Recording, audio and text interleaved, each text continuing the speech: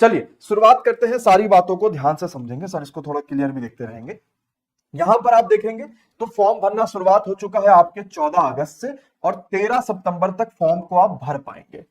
13 सितंबर से फॉर्म को भरने का मतलब ये होता है कि ये वो अंतिम तारीख है जब तक कि आपकी सभी डिग्री आ जानी चाहिए। यानी अगर आपने डिप्लोमा किया है फॉर्म को भर सकते हैं, बीटेक किया है फॉर्म को भर सकते हैं, कुछ डिपार्टमेंट में ग्रेजुएशन बीएससी चल जाएगा फॉर्म को भर सकते हैं, लेकिन ये सारे डिग्री फॉर्म भरने की आखिरी तारीख यानी 13 सितंबर से पहले की डिग्री आपके पास आ जानी चाहिए।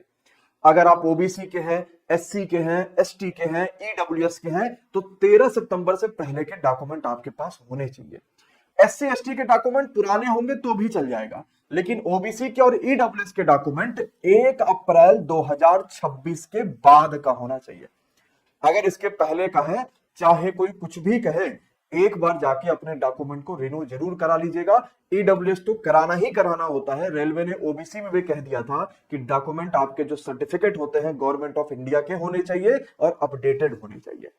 अब आते हैं कुल मिला के वैकेंसी रेलवे ने बताई है 3,993। 18 साल से लेकर 33 साल का बच्चा अप्लाई कर सकता है। लेवल 6 की नौकरी है, यानी बेसिक पे 35,000 है, इसमें डीए मिलेगा, इसमें एचआरए मिलेगा, इसमें आपको टीए मिलेगा और सब कुछ अगर आप जोड़ लेंगे तो आप कहेंगे लगभग 70,000 रुपए की तनख्वाह आपको देखने को मिल जाती है रेलवे में जब आप जेई बनते हैं। और धीरे धीरे प्रमोशन होता आपका चला जाता है और आप जो जूनियर इंजीनियर से उसके बाद अगला पद, उसके बाद अगला पद, और अगर खुदा ना खास्ता सरकार ने आप में 8वां वेतन आयोग दे दिया तो मतलब आपकी सैलरी किसी भी हालत में 90,000 रुपए से ज्यादा हो जाए। चलिए अब समझिए किस ब्रांच में कितने पद है, सेफ जोन कौन सा सबसे ज्यादा है। अगर मैं एक नजर में आऊं कि स्पेशली कौन कौन से हैं तो सबसे ज्यादा पद आपको मिलेंगे सिविल के 1578 स्पेशल पद, मैकेनिकल के 1125, इलेक्ट्रिकल के 599, ट्रैक मशीन के 60, एसएनटी सीएस और आईटी में 360 और 324 डीएमएस में 3,993 पद हुए। इस बार रेलवे ने थोड़ा एक गड़बड़ कर दिया कि सीएमए की पोस्ट अभी तक का नहीं दी है।